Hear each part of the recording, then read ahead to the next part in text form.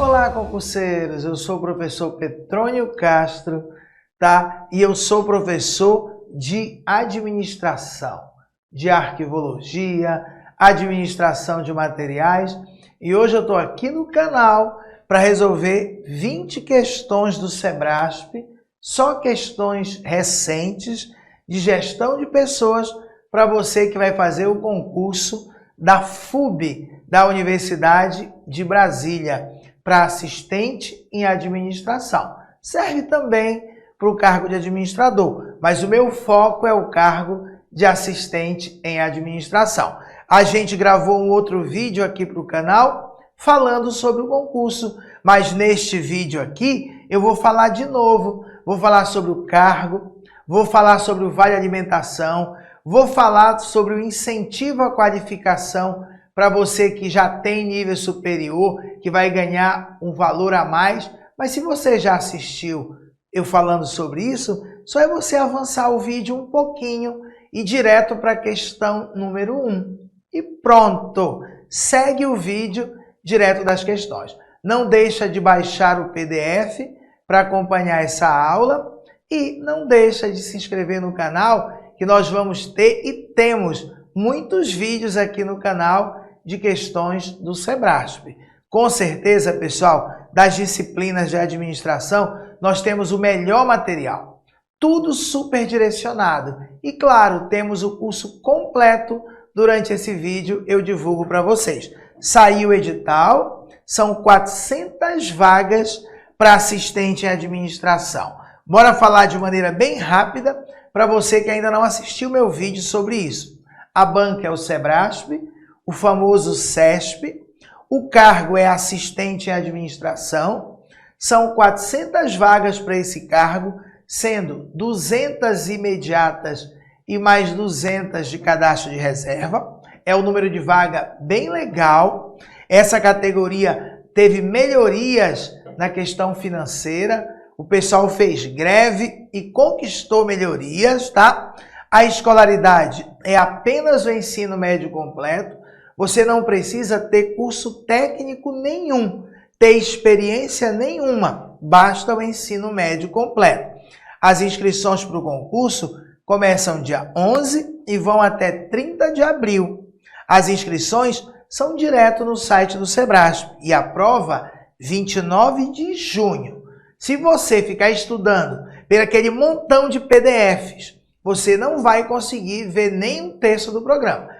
Mas se você estudar comigo, com videoaulas diretas ao ponto, videoaulas que você pode acelerar um pouco, e principalmente com o meu Quebrando a Banca, onde eu separo todos os assuntos de administração, separo as questões por assunto e dou aula em cima das questões, além da aula normal. Aí você vai conseguir fechar o programa e vai conseguir uma dessas 400 vagas.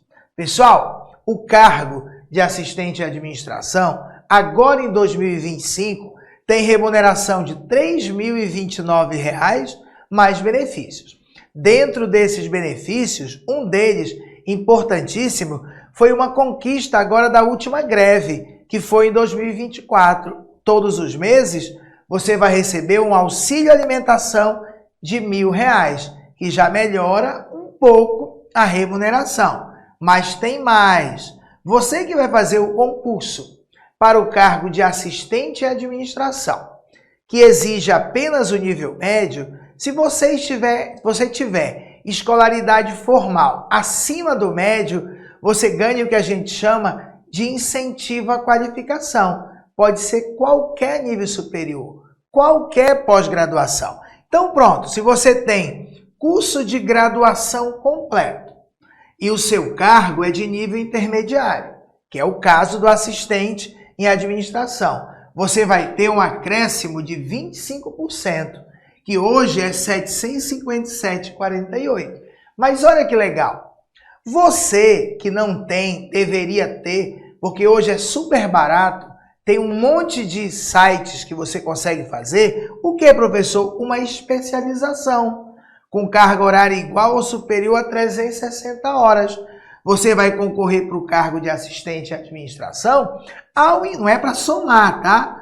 Ao invés de 25%, você vai ter um acréscimo a título de incentivo à qualificação de 30%, que hoje é R$ 908,97. Então você vai ter 3.029 mais 1.000 de auxílio alimentação, mais 908 de incentivo à qualificação. E todo ano aumenta, pessoal. Agora, com a mudança da Lei 11.091, a progressão é anual. Basta que todo ano você atinja as metas da avaliação de desempenho, que você progride. Mais ou menos em 15 anos, você vai chegar no teto. É um valor bem superior. E olha que bacana. Aí você, depois que garantir essa vaga, você corre atrás de um mestrado e depois de um doutorado. Se você tiver um doutorado, pessoal, você vai receber, além daqueles 3.029, um incentivo à qualificação de 75%, que é 2.200 e poucos reais. Melhora bastante. Não vai somar, hein? Quando eu ministro essa aula da Lei 11.091, eu explico. Não é cumulativo. Não é 25 mais 30. Você vai conseguindo um grau de escolaridade maior, ao invés desse percentual, passa a ser esse. Ao invés desse, passa a ser esse. Mestrado é 52%. Já melhora bastante. E o mestrado, o doutorado pode ser em qualquer área. Qualquer área. Antigamente, se fosse na área do cargo, era um percentual maior. Se não fosse na área do cargo, era um percentual menor. Tá bom, pessoal? Nosso concurso desse ano, ele é uma prova de certo e errado. É uma prova que tem 50 questões de conhecimentos básicos e tem 70 questões de conhecimentos específicos. Nesse programa, na loja do concurseiro, eu ministro uma boa parte de legislação e ética, eu ministro noções de gestão de pessoas, noções de organização, administração de recursos materiais. Essa administração pública aqui só ministra um pedacinho, porque a maioria é direito administrativo. E tem também a prova de redação, sobre um tema de atualidades. Pessoal, você consegue. Você consegue. Esse é o programa que eu gosto. Tipo o programa da Polícia Federal, área administrativa. Tem um monte de matéria minha. E quem já estudou comigo sabe que eu faço as coisas ficarem mais objetivas. Tudo direto ao ponto, tá bom? Olha, aqui no meu canal, ou se você está assistindo esse vídeo no canal da Loja do Concurseiro, não deixa de visitar o meu próprio canal, tá? O meu canal é o Prof. Petrônio Castro. No meu canal tem um montão de vídeos de questões Sebrasp, recrutamento e seleção, equilíbrio organizacional, gestão por competências, tipos de planejamento. Tem muito vídeo legal para você conhecer como é o nosso trabalho, tá bom? Então, youtube.com/Prof. Petrônio Castro. Eu não estou vendendo no meu site produto para esse curso. Por quê? Porque no site lojadoconcurseiro.com.br, é uma empresa que eu sou diretor, tá? Nós estamos oferecendo o curso completaço. Nós reunimos, baixamos o preço, nós queremos conquistar a maioria dessas 400 vagas. Então a gente colocou um curso completaço com todas as disciplinas. Eu coloquei as minhas disciplinas todas dentro, os meus quebrando a banca, todos que interessam para esse concurso dentro, e nós vamos fazer o possível e o impossível para você passar. Você só precisa tirar algumas horas. Quando eu digo algumas horas, é umas 4 horas, pessoal. Todo dia. Professor, eu não tenho. Tem sim. 11 da noite a 3 da manhã. É sério. 10 da noite, 11, 12, 1, 2. Ou então 1 hora no almoço, 1 hora acorda 6 da manhã e assiste 1, e 2 à noite. 4 horas por dia assistindo as nossas videoaulas, de preferência um pouquinho acelerando ela para você ganhar tempo, principalmente quando o assunto for tranquilo. Entra lá, tem o link na descrição do vídeo. lojadoconcurseiro.com.br. Procura lá esse curso para assistente de administração, que vai ser o melhor negócio que você vai fazer na sua vida. Todas as disciplinas, português, tudo, completaço por R$ 299. Compra, acredita, faz as instruções que a gente te dá e você vai ver que vai dar tudo certo. Pronto! Vamos começar o nosso vídeo com a resolução de 20 questões Sebrasp de gestão de pessoas. Em breve eu pretendo fazer outros vídeos com outras disciplinas. São vídeos demonstrativos, mas como eu já disse para vocês, aqui no meu canal no YouTube, tem muitos vídeos de questões do Sebrasp. Não deixa de te inscrever no nosso canal. Bem, eu começo com uma questão para puxar o assunto. Essa questão é uma questão do Sebrasp no modelo que pode cair na tua prova. É uma questão que caiu na prova do TSE unificado.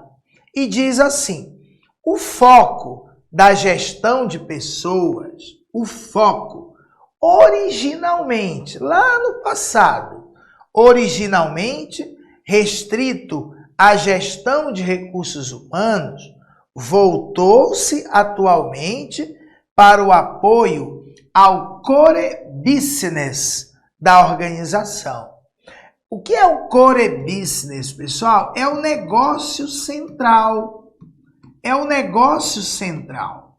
O que ele está dizendo é que, originalmente, lá no passado, a gestão de pessoas tinha um foco restrito à gestão dos recursos humanos. A preocupação era em recrutar, em selecionar, em treinar, mas hoje a gestão de pessoas passou a ser estratégica. Ela voltou-se para apoiar o negócio central da organização. Tá certo. Hoje, a gestão de pessoas é estratégica.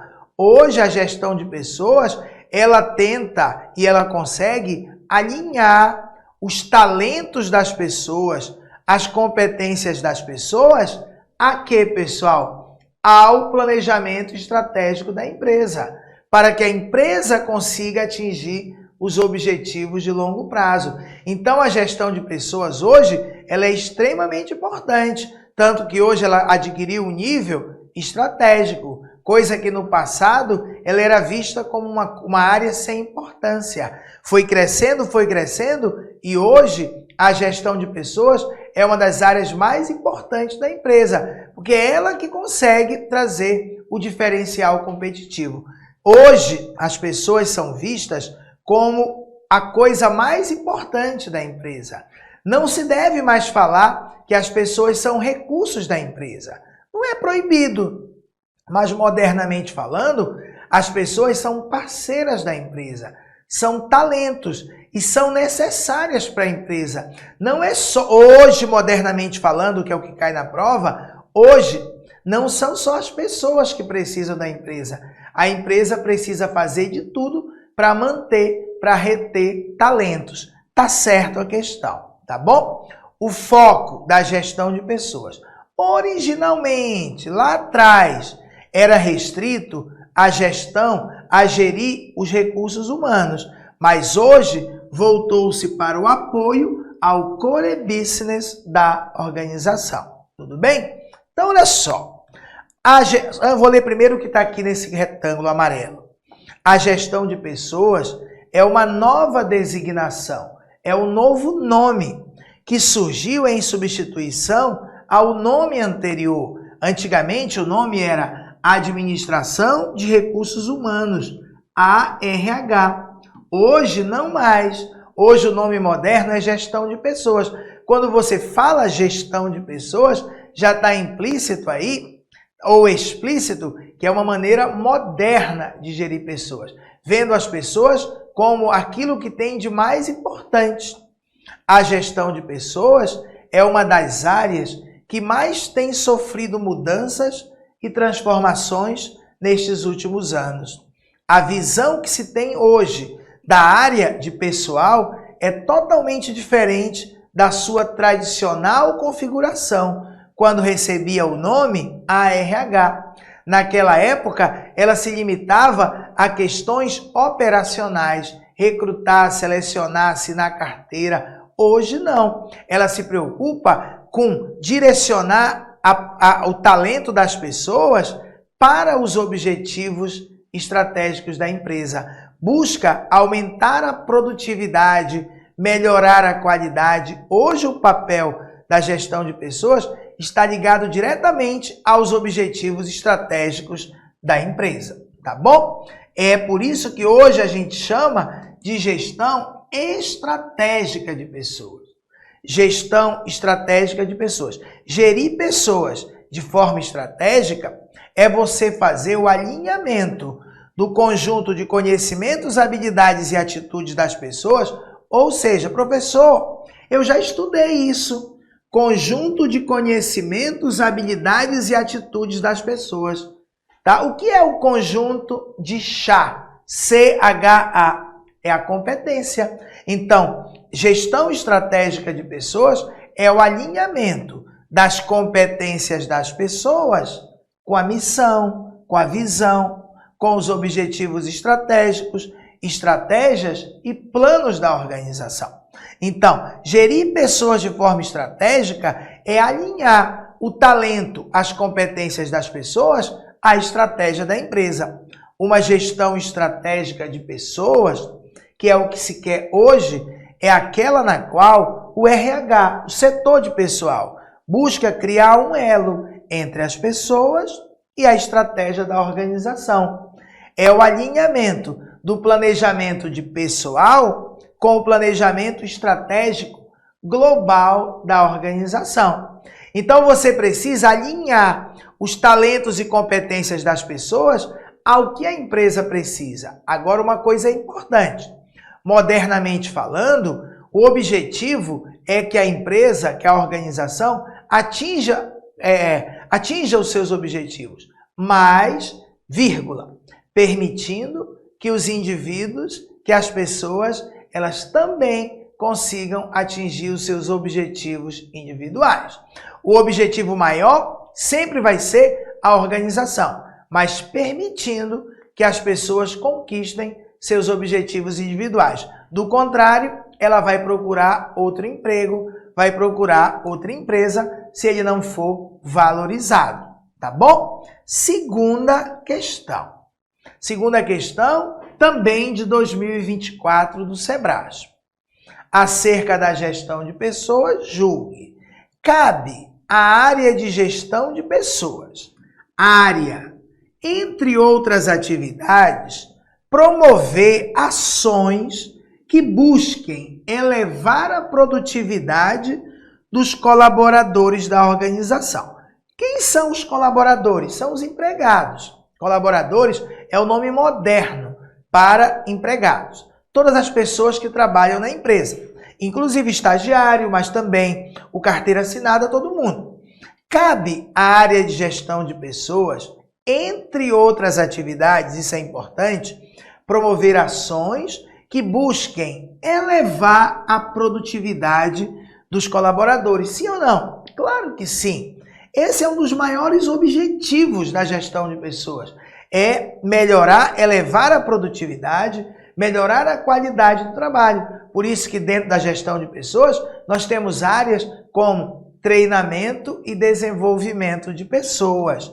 Vejam, eu trouxe aqui 2 conceitos de gestão de pessoas do livro do professor Hidalberto Chiavenato, tá? E você vai ver aqui, ó, que ele diz que gestão de pessoas é um conjunto de políticas, práticas, padrões atitudinais, ações e instrumentos. Então, gestão de pessoas é um conjunto de coisas empregados por uma empresa, usados por uma empresa para influenciar o comportamento humano e direcioná-lo para a produtividade.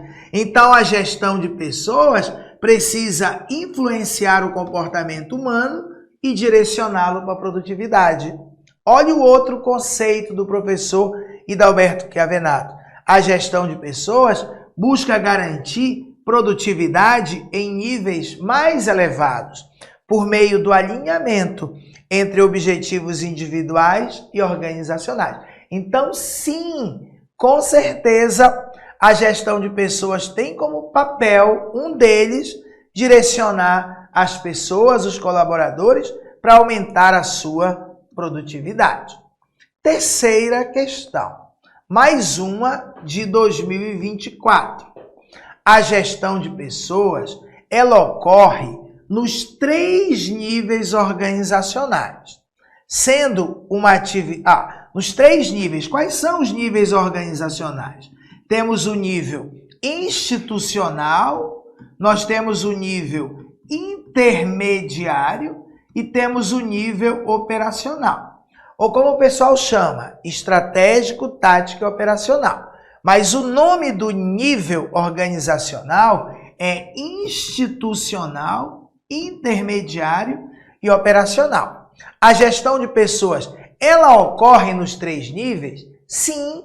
Tem gente que acha que a gestão de pessoas está aqui no meio. Pessoal, eu acabei de falar que a gestão de pessoas, ela atingiu o nível estratégico. Então, existe gestão de pessoas aqui em cima, existe gestão de pessoas aqui no meio e existe gestão de pessoas aqui embaixo. A gestão de pessoas ocorre nos 3 níveis organizacionais, sendo uma atividade típica. No nível institucional, a direção. Sim, aqui em cima fica a direção, a diretoria. No nível intermediário, fica restrito à gerência, tá certo? Aqui em cima é direção ou diretoria, aqui no meio é a gerência. E no nível operacional, fica típico da supervisão, tá certo? Tá certo, né, pessoal? Tudo perfeitinho. Que questão fácil, que questão fácil. Mas muita gente ainda erra ou errava porque acha que gestão de pessoas é coisa só de gerente, não é coisa de diretoria. Só que isso já mudou há muito tempo. A nossa gestão de pessoas, ela está presente, a gestão de pessoas, GP, está presente nos 3 níveis. Aqui em cima, no nível institucional, através da direção. No nível intermediário, através da gerência. E no nível operacional, através da supervisão. Tá bom? Vamos de 4ª questão. Mais uma do Sebrasp de 2024. As atividades de treinamento e desenvolvimento de pessoal. Atribuições básicas da gestão de pessoas. Calma. Treinamento e desenvolvimento são atribuições básicas da gestão de pessoas? São. Elas são típicas do sistema ou subsistema de suprimento ou de agregação. Bem, tem até uma aula minha no canal sobre processos de gestão de pessoas.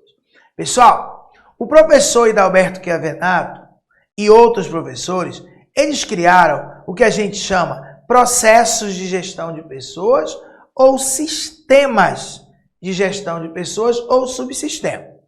E aqui ele usou um texto que eu vou colocar, daqui a pouco vai aparecer, e que tem no PDF, todas as minhas aulas têm PDF, tá? Então, pessoal, a gente tem aqui os sistemas, tá? É bom você ler o texto dos processos de gestão de pessoas, que são 6 processos, mas também é bom você ler esse texto que eu trouxe hoje. Pessoal, suprimento, agregação de pessoas, suprir a empresa das pessoas que ela precisa. Seria aqui exemplo de recrutar, selecionar.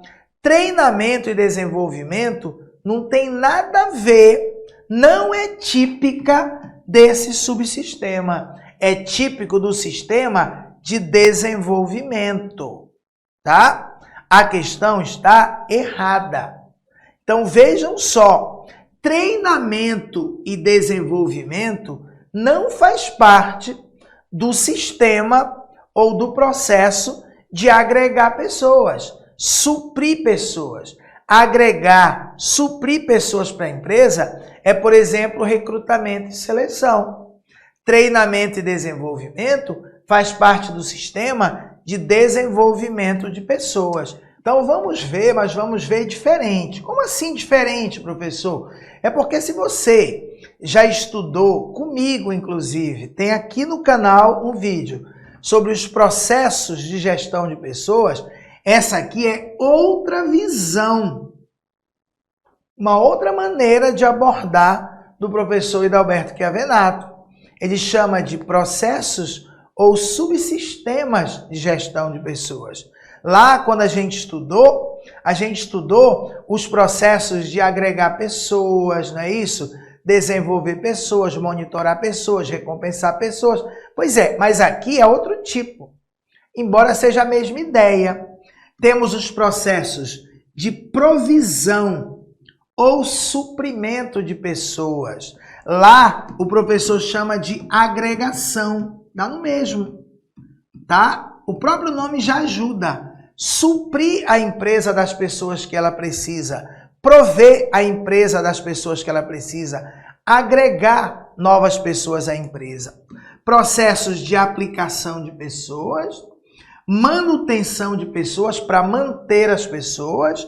Desenvolvimento de pessoas. E monitoração e controle. Ou monitoramento e controle, ou só monitoração, são esses 5 processos, ou subsistemas. Bora ver um por um. Primeiro a gente tem aqui o processo, pessoal, de provisão ou suprimentos. Envolve o planejamento de recursos humanos, pesquisa de mercado de recursos humanos, mão de obra. E olha o que é mais relevante para a prova: recrutamento e seleção. Tem que saber que recrutamento e seleção, que é um assunto que daqui a pouco eu vou abordar aqui, está dentro de provisão, de suprimento. O objetivo desse sistema é responder a seguinte pergunta: quem irá trabalhar na organização? Então, recrutamento e seleção está dentro de provisão, do sistema de provisão de suprimentos. Agora, o segundo sistema ou subsistema ou processo é o de aplicação das pessoas. Envolve a análise e descrição de cargos, envolve a integração das pessoas na empresa ou indução, a avaliação de desempenho, a movimentação de pessoal, tanto nos sentidos horizontal, vertical ou diagonal. Como assim, professor? Horizontal, uma pessoa é transferida de uma filial para outra, no mesmo cargo. É vertical, uma pessoa é promovida, passa a ocupar um outro cargo. E diagonal, uma pessoa é promovida e transferida. Eu promovo um bancário a gerente, um escriturário a gerente, depois eu transfiro para o interior. Aí você vê a diagonal. O que é mais importante? Não, o objetivo é responder a seguinte pergunta: o que as pessoas farão na organização? Onde elas serão aplicadas? Aqui, pessoal, eu quero que você preste muita atenção em avaliação de desempenho. Se você já assistiu o meu vídeo no YouTube sobre processos de gestão de pessoas, você já sabe que essa é a grande pegadinha das bancas. A avaliação de desempenho não está dentro do processo de monitoração e controle, está dentro de aplicação. Então, esses dois aqui que eu estou grifando, estou circulando, você memoriza. Ó, recrutamento e seleção está dentro de agregação, de provisão, de suprimento. Mas análise e descrição de cargos e avaliação de desempenho está dentro de aplicação. Tá bom? Agora nós temos o processo de manutenção de pessoas. Manter pessoas. Aqui, pessoal, nessa outra abordagem do professor Hidalberto Chiavenato, ele não tem um processo chamado de recompensar pessoas, que tem a ver com dinheiro. Então, remuneração, benefício, serviços sociais, que lá naquela outra abordagem do professor Hidalberto Chiavenato estava dentro de recompensar pessoas, agora está dentro de manutenção ou manter pessoas. E claro, aqueles que a gente já tinha estudado: higiene e segurança do trabalho, registro do funcionário, controle de pessoal e relações sindicais e trabalhistas, pagar os direitos trabalhistas tudo em dia. O objetivo é responder a seguinte pergunta: como faço para manter as pessoas na empresa? Pagando bem, dando a elas benefícios, tendo uma boa higiene, uma boa qualidade de vida no trabalho, tendo uma boa relação trabalhista, com os direitos trabalhistas, tudo isso. Cuidado! Eu te aconselho a assistir o meu outro vídeo sobre processos de gestão de pessoas, que tem aqui no canal Prof. Petrônio Castro. Por quê? Para você conhecer a outra visão. A outra visão, que é a que mais cai na prova: remuneração, benefícios e serviços sociais, não está dentro de manutenção de pessoas, e sim de recompensar pessoas. Bem, agora nós temos o gabarito da nossa questão. Nós temos o processo chamado desenvolvimento, que envolve o quê? Treinamento e desenvolvimento de pessoal. O objetivo é responder a seguinte pergunta: como preparar e desenvolver as pessoas? Você tem que saber que treinamento e desenvolvimento está dentro do subsistema de desenvolvimento. Desenvolvimento de pessoas. Desenvolvimento de pessoas.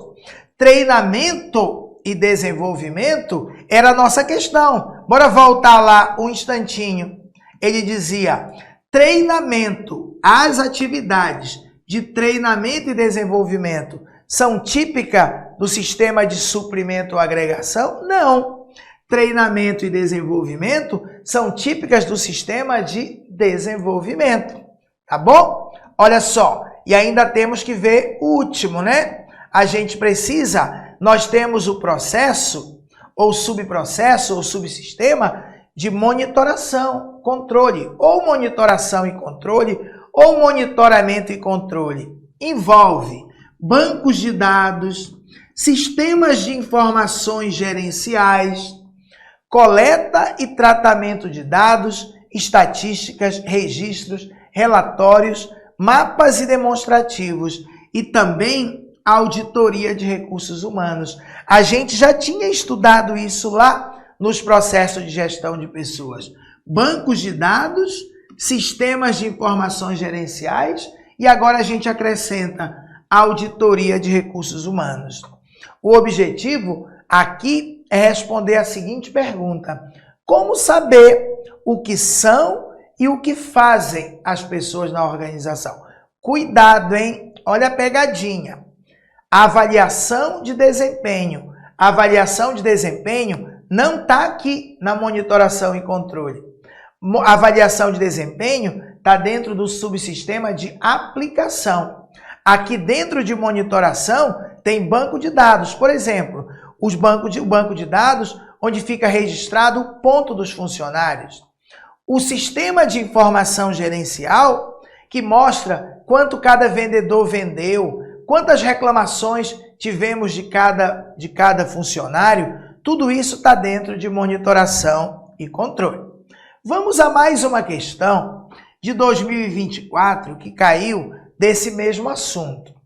Entre as atribuições básicas da gestão de pessoas, destacam-se o recrutamento e seleção, que se inserem no sistema de controle e monitoramento. Faz algum sentido isso?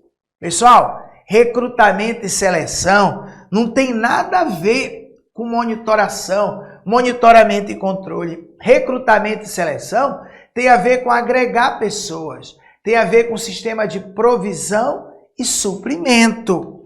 Então o item está errado. Tem a ver com provisão, tem a ver com suprimento. É fácil.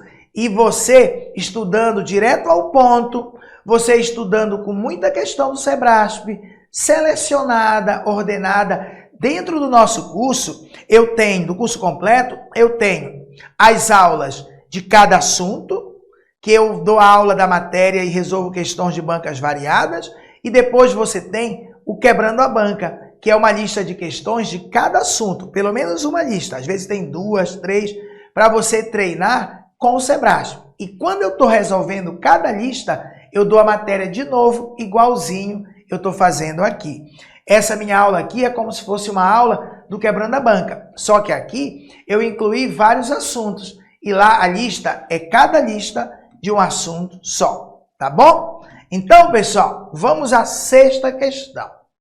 Essa questão, você que vai fazer a prova da FUB, pode achar que não está no programa, mas está.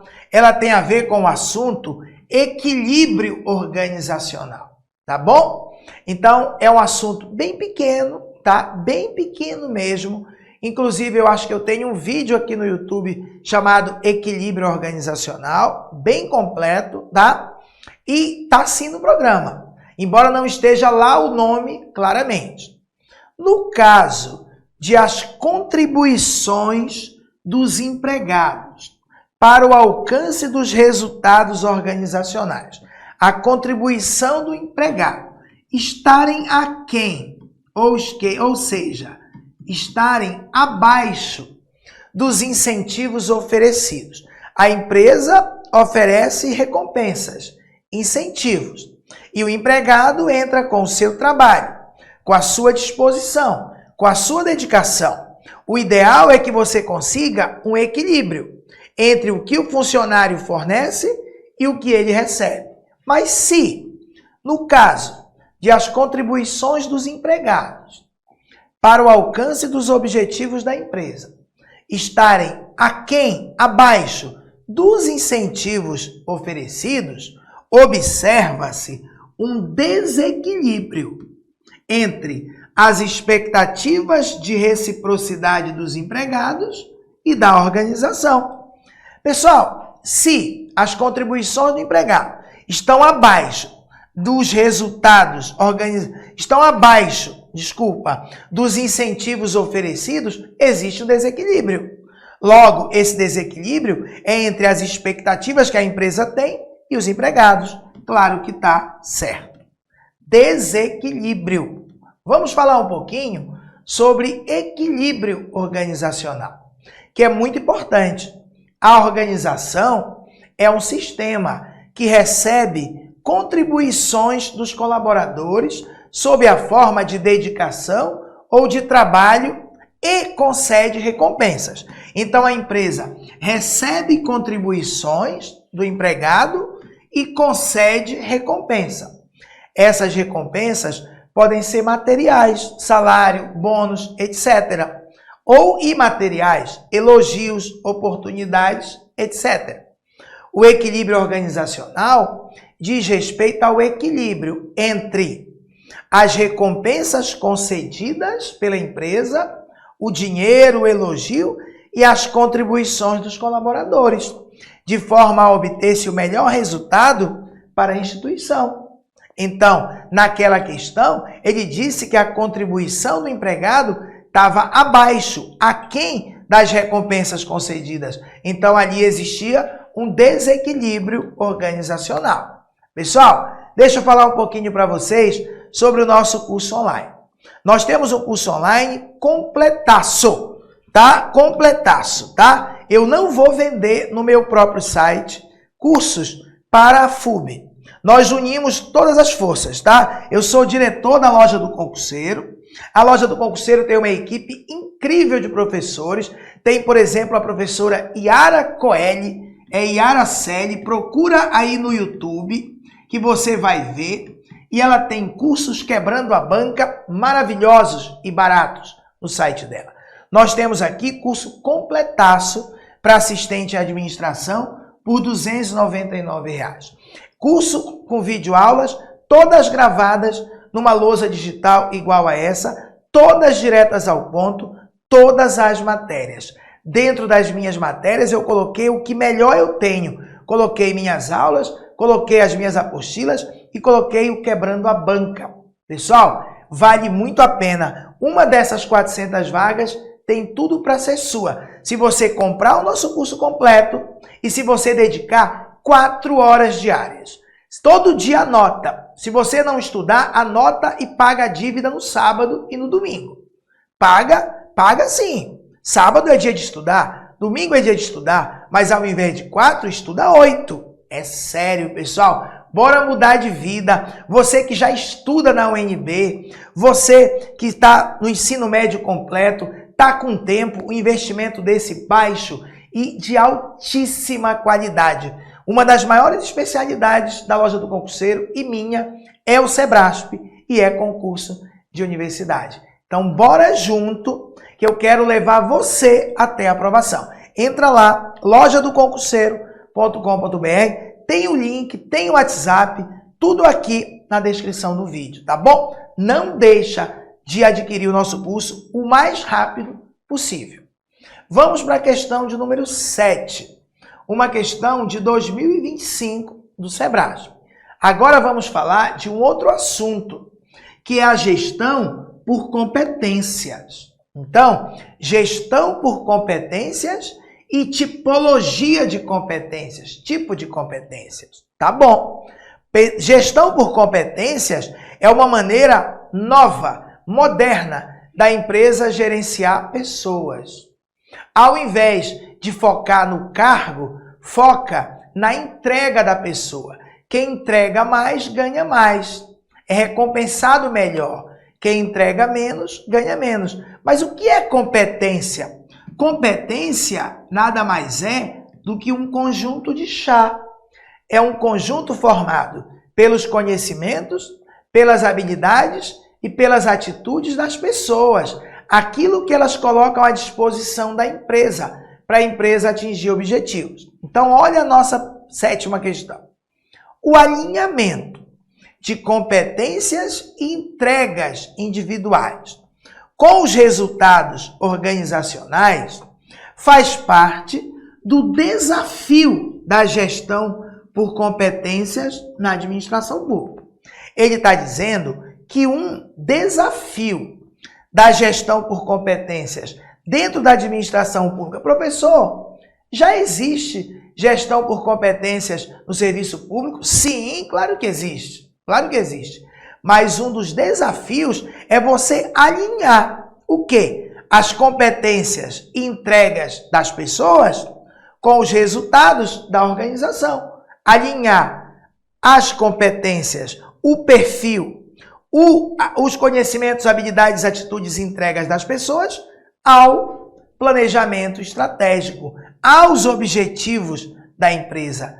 Tá certíssimo isso aqui. Por quê? Como é que funciona a gestão por competências? Primeiro, você decide, nós vamos trabalhar com gestão por competências. A alta cúpula da empresa tem que querer, tem que se envolver. Aí nós vamos analisar na empresa quais são as competências necessárias. Depois, nós vamos verificar nos nossos empregados quais são as competências existentes neles. E vamos comparar as existentes com as necessárias. Dessa comparação, nós vamos verificar uma lacuna de competências. E nossa empresa vai fazer de tudo para acabar com esse vazio, treinando, desenvolvendo os atuais funcionários e também contratando novos funcionários que já tragam prontinha essa competência para a nossa empresa. Então, olha, gestão por competências é um modelo moderno de gestão de pessoas. Trata-se, portanto, de uma forma inovadora de a empresa se relacionar com seus colaboradores. Nessa relação, o vínculo entre a empresa e o indivíduo passa a ser a competência, a entrega dele, e não o cargo. Tá? Um dos principais objetivos da gestão de pessoas por competências é proporcionar o alinhamento das competências individuais às estratégias organizacionais. Às vezes o empregado tem muitas competências, mas elas não são úteis para a empresa. Nós precisamos alinhar as competências dos empregados dos colaboradores às necessidades da organização. Tá bom? O que é competência? Competência é um conjunto de chá, é um conjunto de CH. Competência é um conjunto de conhecimentos, habilidades e atitudes mobilizados em favor de algum objetivo da instituição. Conhecimento é o saber da pessoa, é a teoria, é o conjunto de informações que a pessoa armazena e lança mão quando precisa. Já a habilidade é a prática, é o saber fazer. Às vezes você sabe só na teoria. Ah, eu sei, no videogame o cara vê o outro jogando, dribla para a direita, vai lá e faz. Tá? Habilidade é saber fazer, é a prática, é agir com talento, capacidade e técnica, obtendo resultados positivos. E atitude é o querer fazer, é a maneira com que encaramos determinado trabalho. Não basta termos o conhecimento e sabermos fazer. É preciso atitude, é preciso proatividade, iniciativa. É preciso que nossos valores e crenças sejam tais que tenhamos disposição para agir, que tenhamos iniciativa. Então, ser competente em algo é você ter conhecimento, ter habilidade, mas também ter atitude. Vamos para a 8ª questão, mais uma de 2025. A gestão estratégica de pessoas, que é essa gestão moderna, baseada em competências, pode ser utilizada pela empresa para o mapeamento do perfil mais adequado para determinadas atribuições pré-definidas e advindas do planejamento estratégico. Calma aí, calma aí. Nós temos um planejamento estratégico. Nós queremos chegar, nós sabemos onde queremos chegar. Queremos, por exemplo, ser o melhor cursinho do Brasil. Então, baseado nesse planejamento estratégico, a gente já sabe quais são os profissionais que a gente precisa. A gente vai mapear o perfil mais adequado para as atribuições das pessoas que vão fazer parte da empresa para que a gente atinja esse plano estratégico, ok? Primeiro passo, a gente vai fazer o planejamento estratégico. Depois, vamos mapear o perfil perfeito para atingir aquele objetivo estratégico. Ao identificar previamente as necessidades de conhecimentos, habilidades, atitudes e entregas, antes de eu ir à busca do profissional, antes de eu recrutar e selecionar, ao identificar antecipadamente as necessidades de conhecimentos, habilidades, atitudes e entregas, a área de RH poderá se tornar mais proativa e estratégica diante das demandas de seleção e capacitação. Se eu identifico, antes mesmo de eu ir recrutar, de eu ir selecionar, o que eu estou procurando, qual o perfil do profissional que eu estou procurando, isso faz com que eu fique mais proativo e estratégico na hora de selecionar e de capacitar. Tá certo, né, pessoal? Perfeita essa questão.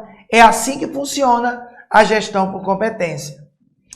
Vejam, aqui nós temos as fases ou etapas da gestão por competências, tá?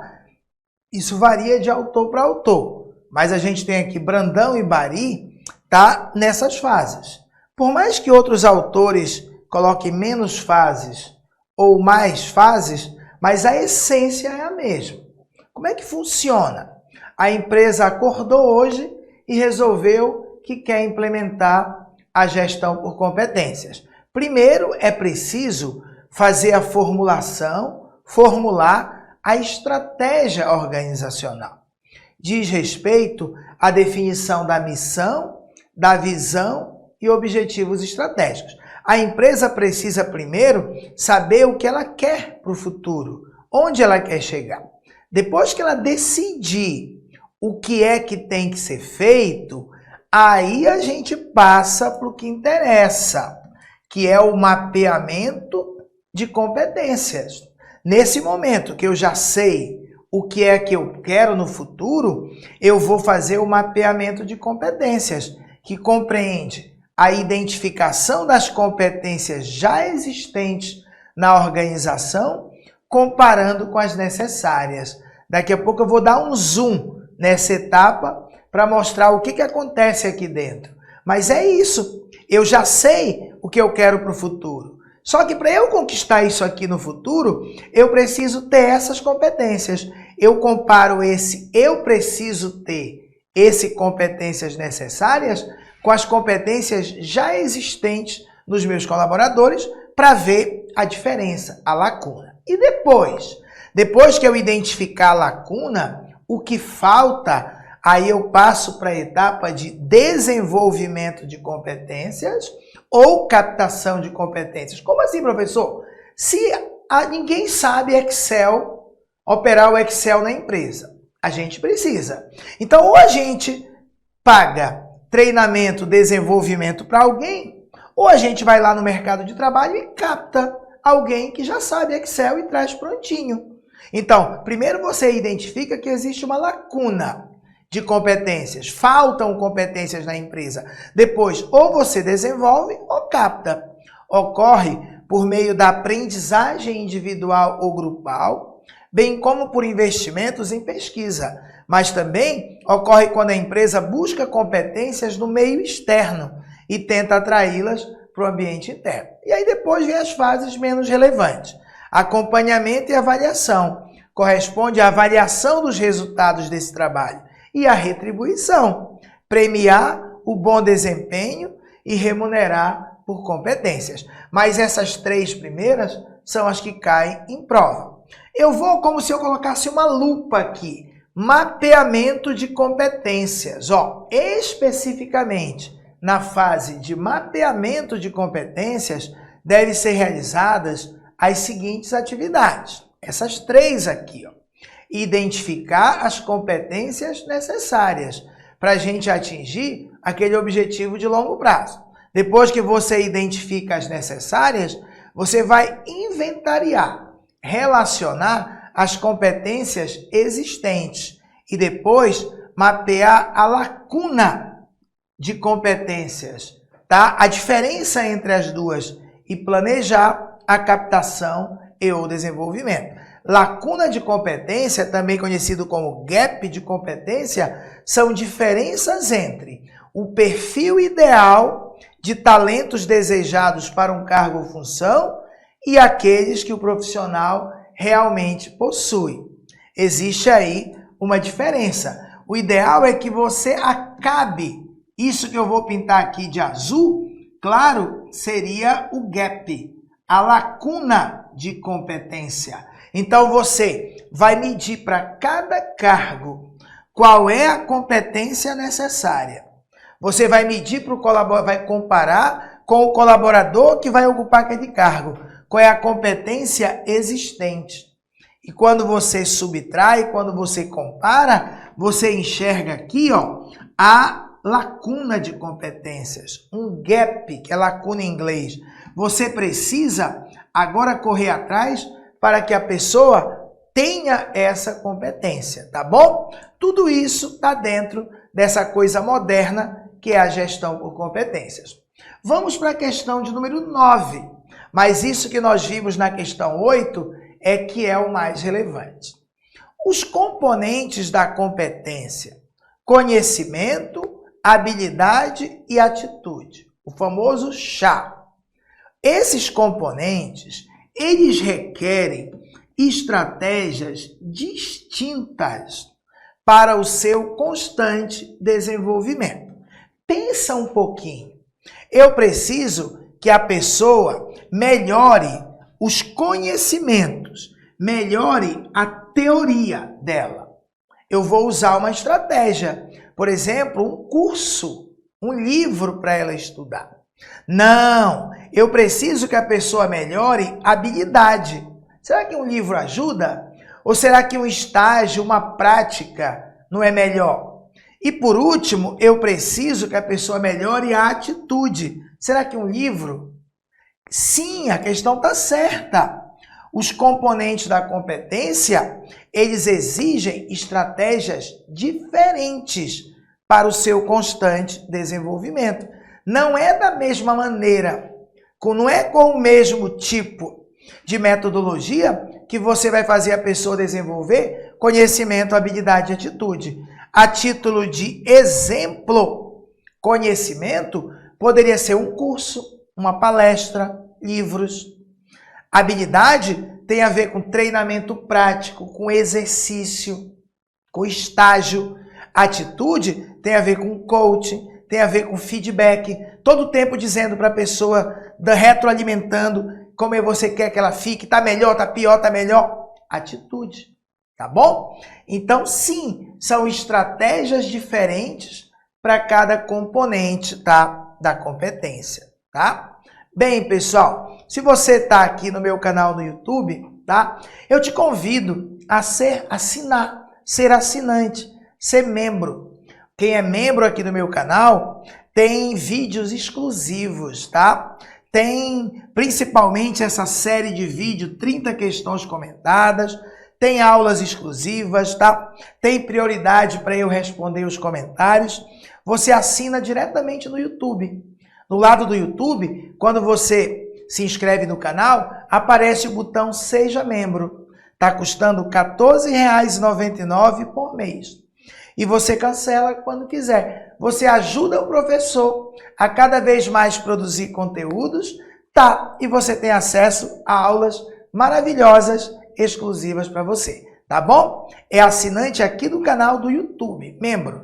Não tem nada a ver com a assinatura do meu site completa, tá? Isso aqui é do YouTube, mas é bem legal. Está crescendo o nosso número de membros. Em breve eu vou fazer uma live só com os membros para a gente comemorar esse crescimento aí, tá bom? 10ª questão. 10ª questão, agora nós vamos entrar no tema recrutamento. Recrutamento e seleção.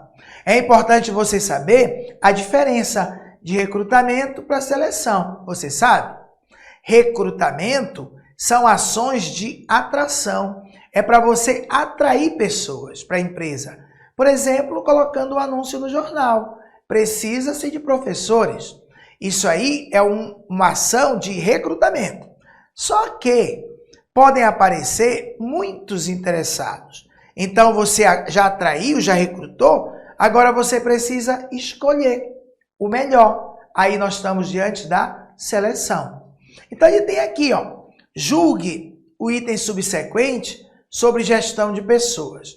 As técnicas de recrutamento interno se voltam à busca de candidatos cujo desempenho ainda não é conhecido pela organização. Vejam só, imagine que eu tenho uma vaga de gerente. Eu posso recrutar, procurar pessoas interessadas nesse cargo de gerente, aqui dentro da empresa ou lá fora da empresa. Se eu procuro alguém lá de fora, eu não conheço o desempenho dela. Ela vai me contar, mas eu não conheço.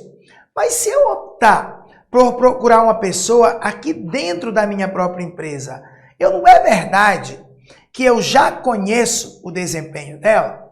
Logo, o item está certo ou errado? Bora ler de novo. As técnicas de recrutamento interno, eu procurar alguém daqui de dentro da minha própria empresa, se voltam à busca de candidatos cujo desempenho ainda não é conhecido pela organização. Claro que está errado. Isso aqui seria externo. Isso aqui seria externo, tá? As técnicas de recrutamento externo se voltam à busca de candidatos cujo desempenho ainda não é conhecido pela organização.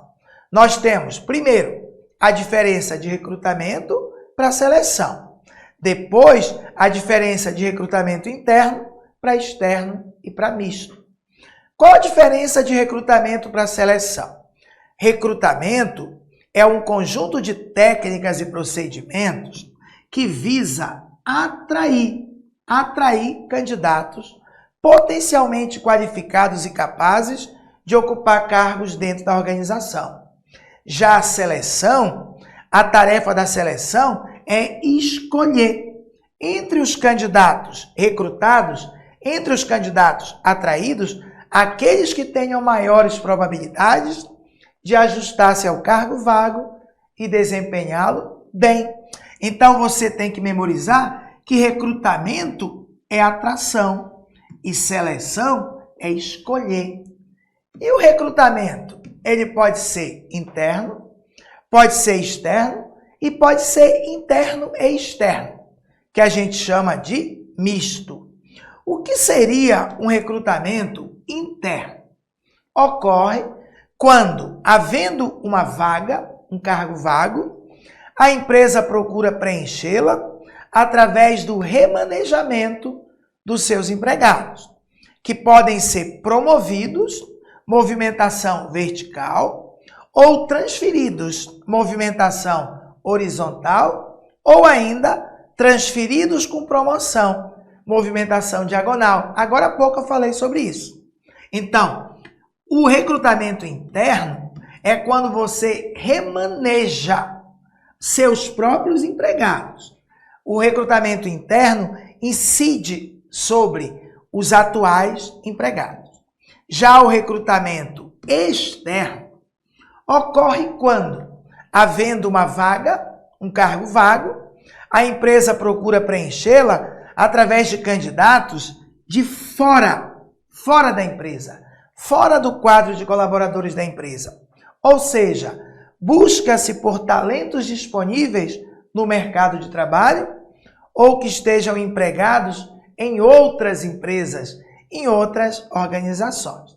Já o recrutamento é misto, quando você se utiliza tanto de fontes internas quanto de fontes externas de recursos humanos, em virtude das vantagens e desvantagens dos dois tipos de recrutamento. É tipo assim, tem uma vaga de gerente, aí você precisa de um gerente. Você procura pessoas dentro da empresa que têm perfil, mas também procura pessoas fora que têm perfil. Junta esse pessoal e faz uma bateria de exames, entrevistas, dinâmicas de grupo, etc, etc, que vença o melhor. Aí é o recrutamento misto, tá bom? 11ª questão, tá? Atingimos a metade da nossa lista. Faltam 10 questões para totalizar essas 20, tá? Que com certeza vai te ajudar bastante nessa preparação. Deixa um comentário no meu vídeo, pessoal. Nem que seja só um pontinho, você já me ajuda, tá bom? Mas pode fazer a crítica, pode fazer o elogio, eu agradeço por esse feedback.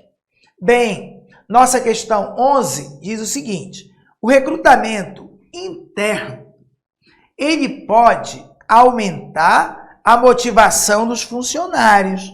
Claro que pode, claro que pode. Por quê? Porque os funcionários, são os funcionários atuais, quando eles ficam sabendo que a empresa ela promove pessoas internas, eles se veem valorizados. E aí isso daí é um estímulo para que eles se desenvolvam. Pode aumentar a motivação dos funcionários, sim. E pode reduzir tempo e custos associados ao processo de recrutamento. Verdade, é mais rápido e é mais barato. Embora até aqui tá tudo certo, tá? Tudo certo. Embora possa limitar, usando o interno, possa limitar a diversidade de habilidades e de perspectivas da organização. Isso também é verdade. É um lado negativo. Você, quando mantém o tempo todo as mesmas pessoas, você deixa de ganhar outras perspectivas. Pessoas que olhem a empresa sob outro olhar. Pessoas que tragam novas habilidades. Tá bom? Tá certíssimo tudo isso aqui. Então agora a gente vai relembrar, praticamente eu vou dar a aula inteira de vantagens e desvantagens de recrutamento interno e recrutamento externo. Então vamos lá. Então primeiro a gente vai ver aqui as vantagens, o lado positivo do recrutamento interno. De você procurar pessoas dentro da sua própria empresa para promover, por exemplo. Primeira coisa, é mais rápido e custa financeiramente menos. Claro, você não vai anunciar, gastar com anúncios. Você já conhece as pessoas, então por isso é mais rápido. E olha, apresenta maior índice de validade e de segurança, é mais seguro, pois os candidatos já são bem conhecidos. Tudo bem que hoje nós temos técnicas moderníssimas de seleção de pessoas, que dá para você descobrir o passado das pessoas. No entanto, as pessoas que já trabalham contigo 3, 4, 5 anos, você já sabe de verdade como ela é, se ela falta ao serviço, se ela mente, se ela vende muito, se ela vende pouco, se ela é trabalhadora. Então, por isso você diz, o interno é mais rápido, custa menos e é mais seguro, pelo menos a princípio. Olha só, você aproveita melhor o potencial humano existente na organização. Você motiva e encoraja o desenvolvimento profissional dos atuais funcionários. Porque quando você se utiliza muito do recrutamento externo, as pessoas que trabalham na empresa o tempo todo veem você ir buscar pessoas lá fora, é um balde de água fria. Quando ela vê a empresa utilizando-se muito do recrutamento interno, isso motiva e encoraja que ela tire do próprio bolso para se desenvolver e melhorar profissionalmente. Incentiva a permanência do funcionário, incentiva a fidelidade. É uma fonte poderosa de motivação para os colaboradores. Outro lado positivo é que não requer socialização organizacional de novos membros. Professor, o que é isso? É que quando chega um funcionário novo, que nunca trabalhou na empresa, ele não conhece ninguém e ele não sabe onde funciona nada. É tipo quando você é calouro numa universidade, você não sabe nada dela. É preciso passar por um processo de socialização, que significa que no começo a produtividade é menor. Então, quando você já promove alguém que já é da empresa, não requer socialização organizacional de novos membros. Você aproveita, outra coisa positiva, é que você aproveita os investimentos que a sua empresa fez em treinamento e desenvolvimento de pessoal. Você bancou cursos, palestras e agora você aproveita e desenvolve um sadio espírito de competição entre os atuais funcionários. Esse é o lado positivo. Qual é agora as desvantagens? Você deixa de trazer novas ideias, deixa de trazer novas habilidades, você deixa de trazer novas perspectivas. Os problemas da empresa não são vistos sob uma outra ótica. Vamos falar agora mas primeiro vamos falar das vantagens do recrutamento externo, do lado bom de você ir buscar lá fora. O lado bom é praticamente traz sangue novo, novas ideias, novas habilidades, novas perspectivas, tá? Introduz sangue novo na empresa, novos talentos, novas habilidades e novas expectativas. Praticamente essa frase resume tudo. Enriquece o patrimônio humano da empresa pelo aporte de novos talentos e novas habilidades. Mesma coisa. Aumenta o capital intelectual por incluir novos conhecimentos. Renova a cultura organizacional. Antigamente, a gente fazia tudo sempre de um jeito. As pessoas trazem maneiras novas de fazer. Enriquece a empresa com novas aspirações. Incentiva a interação da nossa empresa com o mercado de trabalho. E aproveita os investimentos em preparação e desenvolvimento de pessoal Esses investimentos que foram feitos por outras empresas que os trabalhadores já trabalharam, ou investimentos que foram feitos pelos próprios candidatos. É interessante.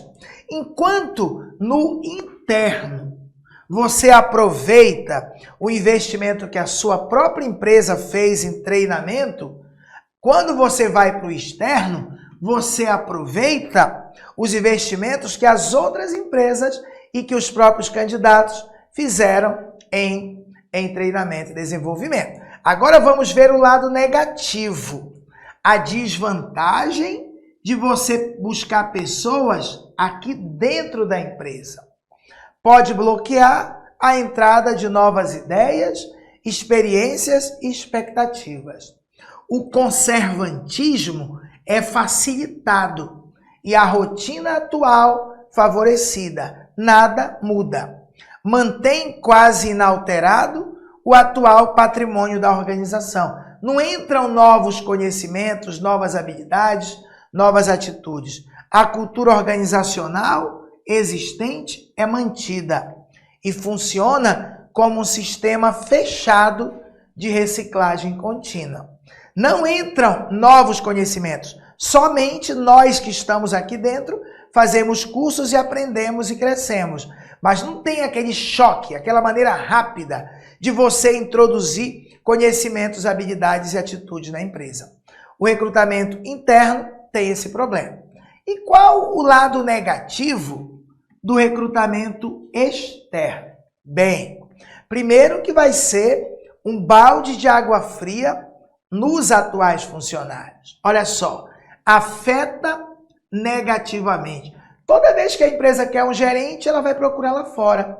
Isso afeta negativamente a motivação dos atuais funcionários da empresa. Isso reduz a fidelidade dos funcionários ao oferecer a estranhos oportunidades. Outro lado negativo é que, como você não conhece as pessoas que estão lá fora, exige que você aplique técnicas seletivas mais aplicadas, mais apuradas para a escolha dos candidatos externos. Isso significa custos maiores. Exige esquemas de socialização organizacional para os novos funcionários. O novo funcionário, quando chegar aqui, vai ter que passar por um período de socialização. Conhecer os demais e conhecer as áreas da empresa. E por último, é mais custoso, é mais oneroso, é mais demorado e mais inseguro que o interno. É uma das frases mais importantes. Vamos fazer mais uma questão, pelo menos, desse assunto, tá bom? O recrutamento externo apresenta como vantagem a possibilidade de atrair novas competências e experiências para os quadros governamentais. Sim, se eu vou buscar lá fora, eu tenho como vantagem a possibilidade de atrair para cá, para o nosso órgão público, novas competências e novas experiências para os quadros governamentais, causando o denominado processo de oxigenação da força de trabalho. Tá certo, pessoal? Nós vamos oxigenar, trazer novas ideias, novas experiências, novas competências aqui para dentro, oxigenando a força de trabalho. Outra, o recrutamento externo, buscar gente lá fora, tende a ser menos dispendioso e mais eficiente que o interno. Espera aí, pessoal. Você jamais vai dizer que um é mais eficiente que o outro, que um é melhor que o outro. Na verdade, depende do propósito. Se eu quero manter a cultura organizacional, eu prefiro interno. Se eu quero dar uma virada de cabeça para baixo na empresa, eu quero mudar radicalmente, eu uso o externo. Olha, tá errado dizer que ele é o mais eficiente que o interno. Outra coisa, tá errado dizer que ele é menos dispendioso. Ele é mais dispendioso. Tá bom? Então tá errada a questão. Aí ele continua. Uma vez que elimina custos associados à formação e ao desenvolvimento de colaboradores internos, além de minimizar o impacto potencial sobre o moral dos demais colaboradores. Minimizar o impacto sobre o moral dos colaboradores, aqueles que não foram promovidos, vai maximizar. Tá tudo errado, pessoal. Bem aqui você parava. O externo tende a ser menos dispendioso que o interno. Você já podia parar. Outra coisa que fica a dica. Nunca aceitem, de maneira generalista, dizer que um é melhor que o outro. Tipo assim, o interno é sempre melhor que o externo. Não. O externo é sempre melhor que o interno. Não. Depende do propósito. Depende do objetivo desse recrutamento. Outra questão que caiu em 2025. O concurso público não pode ser considerado como uma técnica de seleção de pessoas. Por que não? Por que não? Pois, ao se utilizar de provas de conhecimentos ou capacidade, elimina-se o poder de escolha do gestor? Não, pessoal. Tá errado isso, tá? O concurso público, ele envolve recrutamento e seleção. Quando a gente sai o edital do concurso público, o edital, ele é um instrumento de recrutamento. Ele serve para atrair pessoas. E a seleção? Por exemplo, numa prova de polícia, nós temos prova de conhecimento, prova de capacidade física, prova de exame médico, um monte. E você que vai elaborar a prova de conhecimento, você é que vai escolher. Elimina-se o poder de escolha do gestor? Claro que não. Claro que não. Você vai escolher pessoas não se ela é bonita ou feia, e sim através das competências que você quer que ela tenha. Você vai fazer uma prova de conhecimentos, se for o caso, vai ter uma prova prática para identificar se a pessoa tem os conhecimentos, habilidades e atitudes que você precisa. Tá errado. Concurso público pode sim ser considerado um processo, uma técnica de seleção. Tá errado. Bem, questão 15. Pessoal, a questão 15 tem um textão. Era uma questão que servia para várias questões. Para essa questão, não vai ser preciso o texto. Só o finalzinho. Ele fala, são constantes os conflitos pessoais entre os funcionários e entre seus valores e os valores da empresa. Ele fala de uma empresa, certa empresa, está estruturada, tal. Essa aqui é uma questão sobre conflitos, pessoal. Não vai me interessar esse texto, tá? Isso aqui é para trazer um recado para você. A questão diz, considerando a situação hipotética, julgue o seguinte item. Quaisquer conflitos nas organizações, vejam que ele esqueceu o enunciado. Quaisquer conflitos existentes nas organizações devem ser combatidos, pois representam um empecilho à implementação da estratégia. O que é que você me diz? Hoje, modernamente falando, qualquer conflito existente numa empresa tem que ser combatido, pois representam um empecilho para a empresa? Claro que não, pessoal. Hoje, a gente tem que levar para a prova a seguinte ideia, que se um grupo não tiver conflito, a gente tem que provocar um conflito no grupo. Um conflito calculado, um conflito construtivo, um conflito que vai fazer com que o grupo se mantenha proativo, que ele não entre na apatia. Porque um grupo sem conflito, o tempo todo só na base da concordância, ele tende a cair o rendimento dele. Está errado. Ele disse, quaisquer conflitos na organização devem ser combatidos. Errado. Pois representam um empecilho. Errado. Está tudo errado. Eu trouxe isso para dar para vocês uma mini aula sobre o conceito, sobre as visões sobre o conflito, tá bom? Conflito. Nas organizações, em geral, convivem muitas pessoas. Se tem pessoa, é natural que às vezes elas queiram seguir caminhos diferentes ou que elas queiram disputar recursos limitados ou que simplesmente não gostem uma das outras. O choque de personalidade, não vão com a cara das outras. É aí que surgem os conflitos. Eles podem ser causados por fatores externos, como disputa por recursos, ou mesmo por fatores internos, subjetivos e emocionais, tá?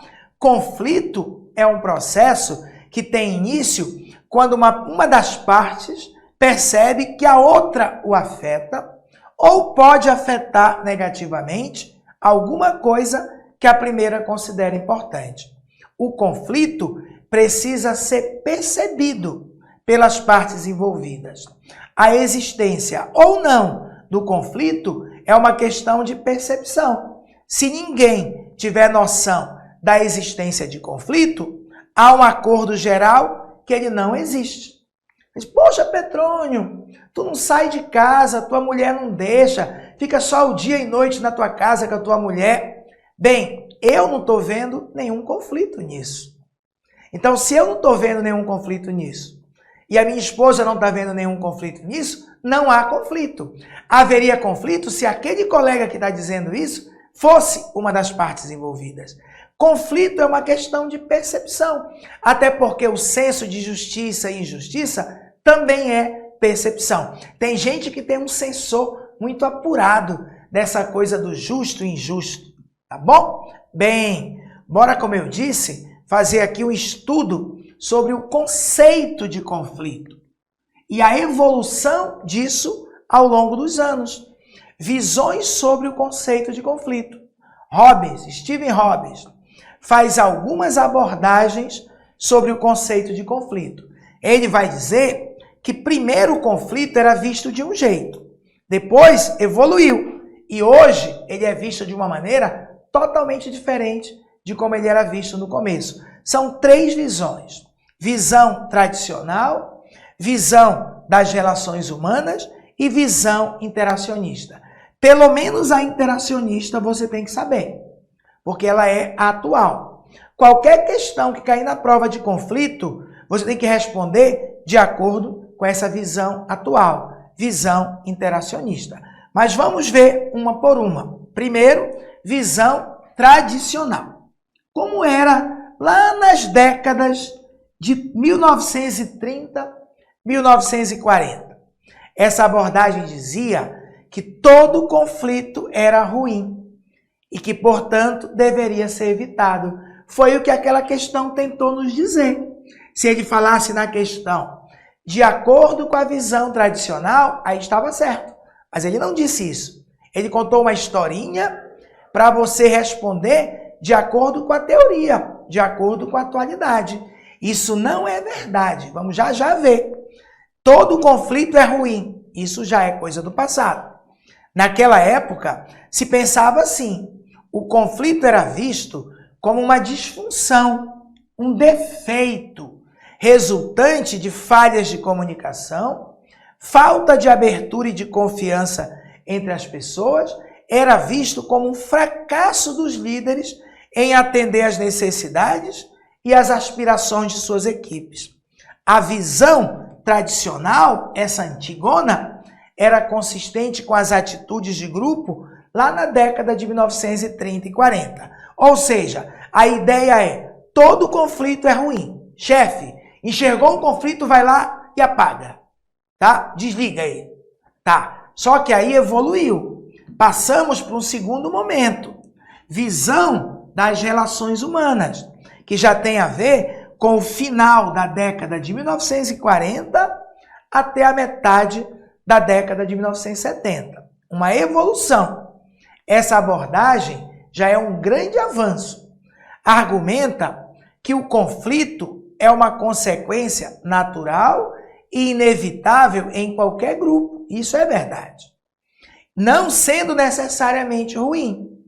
podendo ter potencial de ser uma força positiva na determinação do desempenho do grupo. Ele ainda não disse, ele não evoluiu totalmente, dizendo que o conflito é necessário, que o conflito, na medida certa, é necessário. Ele apenas disse, é natural, é inevitável, tá? Não sendo necessariamente ruim, podendo até ter potencial de ser bom.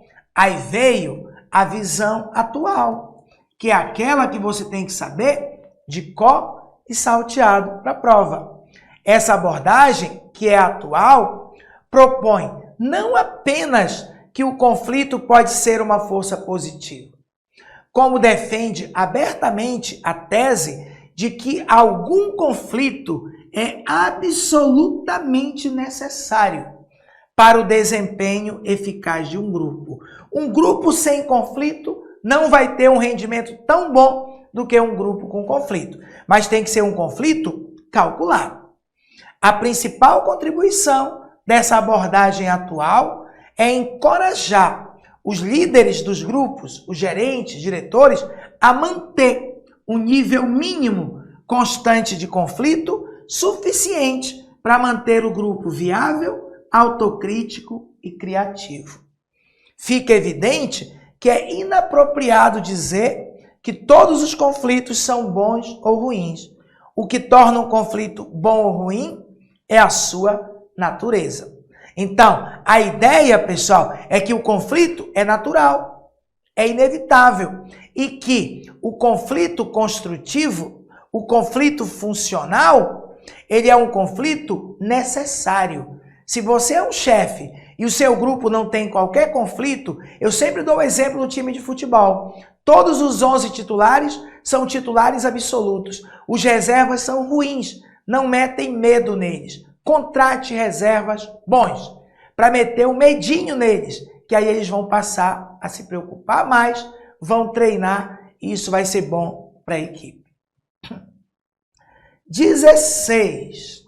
Mais uma questão sobre conflitos e que pode estar na tua prova da FUB, da UNB. Um gerente eficaz,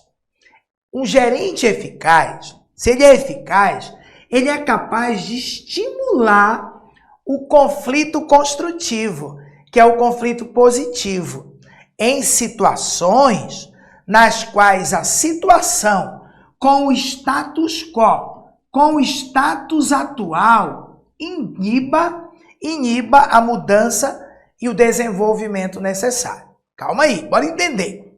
Tem uma situação que o status atual, a maneira como hoje está a situação, a maneira que está hoje, está inibindo, está atrapalhando a mudança e o desenvolvimento que são necessários. A maneira que está hoje, que é o status quo, é o status atual.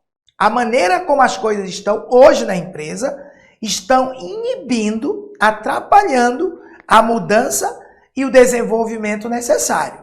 Então, um gerente eficaz, nesse caso, tem que ser capaz de estimular um conflito construtivo nessas situações. Tá certo ou errado? Tá certo.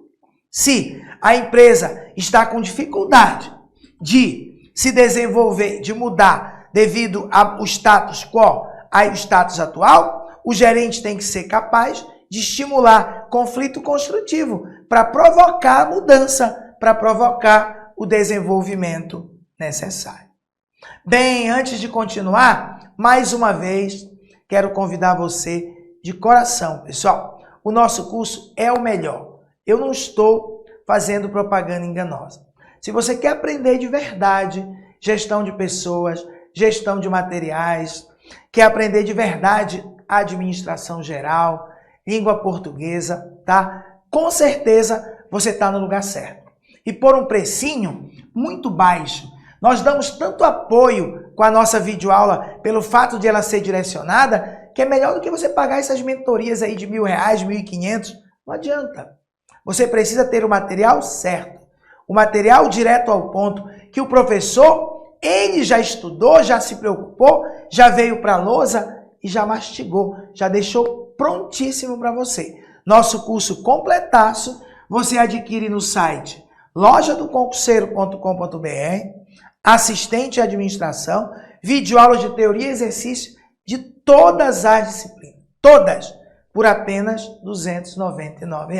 Vai lá e começa a estudar, que se Deus quiser, a gente vai, quando eu for a Brasília, eu vou ter muita gente para dar um alô por aí. Posso até dar um pulinho para conhecer a UNB, para ter contato com os meus alunos, com os meus ex-alunos. Pessoal, questão 24. Essa questão 24, ela cai mais, ela caiu 2 vezes recentemente. Mas é mais provável em prova para o pessoal de nível superior em gestão de pessoas. Mas, por via das dúvidas, a gente vai ver. Olha só, considerando as transformações no mundo do trabalho e as mudanças nas organizações e nos centros de serviços compartilhados, julgue o item. Ou seja, isso aqui em cima não serviu para nada. Dada a necessidade atual de a área de recursos humanos ser mais propositiva e proativa em relação às outras áreas da organização. Calma. Isso é verdade? É. Atualmente, a área de RH, também conhecida como área de gestão de pessoas, ela tem que ser mais propositiva e proativa em relação às outras áreas, financeiro, marketing, materiais, produção, tudo. Ela tem que interligar o planejamento do RH com o estratégico. Então, devido a essa necessidade da área de RH ser mais proativa e propositiva com as outras, a estratégia de utilização de um business partner, um parceiro de negócios, é de extrema importância para aproximar essa área de gestão de pessoas das demais decisões organizacionais. Tá certo. Professor, eu nunca ouvi falar isso. Eu também ouvi falar isso há poucos anos. É novo, mas tá certo. Agora vamos saber, para se cair na tua prova, você não errar. Business Partner é um profissional que atua como um consultor interno, conectando a área de recursos humanos com os demais setores de uma empresa. Pronto! Já vimos a importância. Segundo Dutra, a estratégia de utilização do Business Partner é fundamental para aproximar a área de recursos humanos das demais áreas da empresa, permitindo que o RH seja mais proativo e contribua de forma estratégica para as decisões organizacionais. Foi copiado daqui a questão. O modelo de Business Partner promove uma maior integração entre o RH e outras áreas, facilitando a colaboração e a compreensão das necessidades específicas de cada setor, o que, por sua vez, permite que o RH proponha soluções mais alinhadas aos objetivos da organização. Vamos agora ver, e professor, é possível o uso do Business Partner no serviço público? Olha a questão que caiu em 2025, numa prova para analista em direito. Business Partner, parceiro de negócio, é uma estratégia que se propõe a aproximar a área de recursos humanos das demais áreas da organização. Tá certo? Mediante o compartilhamento dos objetivos estratégicos da instituição e ações de forma colaborativa, certo? Aí olha o que ele diz.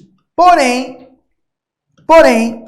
a sua aplicação não é possível no setor público, porque as atribuições dos cargos públicos são definidas previamente em lei. Pessoal, não tem nada a ver uma coisa com a outra. Essa pessoa, ele é um profissional da área de RH. Ele prestar consultoria já é do papel dele. E também, mesmo que fosse preciso, por que o próprio poder público não pode criar esse cargo? Só que, na verdade, é uma função Porém, sua aplicação não é possível no setor público. Está errado. O setor público está se utilizando desse profissional que é o business partner, tá? Então, essas duas questões são bem importantes. Bem, agora vamos para a questão 19 e questão 20. Nossas duas últimas questões. Então, 19, tá? A respeito de tendências em gestão de pessoas no setor público, julgue o item a seguir, tá? Entre as tendências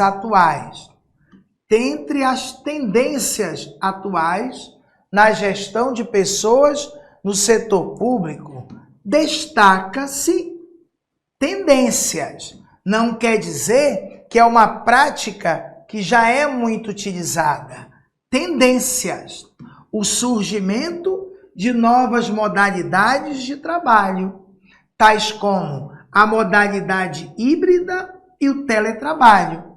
É uma tendência? Sim, principalmente depois da pandemia. Híbrido, trabalhar um pouco em casa e um pouco no local de trabalho. Teletrabalho, trabalhar 100% online de longe. Sim, que buscam essas maneiras inovadoras, elas buscam, entre outros aspectos, promover uma cultura orientada para resultado. O importante não é cumprir horário. O importante não é chegar em ponto, é entregar resultados, em vez de uma cultura orientada por controle. Ao invés de eu ficar controlando o processo, o passo a passo, se a pessoa chega no horário, se ela sai no horário, não. Eu dou metas, eu dou quantidade de tarefa para a pessoa cumprir. Tá certo, isso é uma tendência. Eu trouxe aqui só algumas. Na nossa aula completa, a gente tem mais de 20 tendências. Tendências da gestão de pessoas no setor público. Uma delas, trabalho remoto, na forma híbrida e flexível.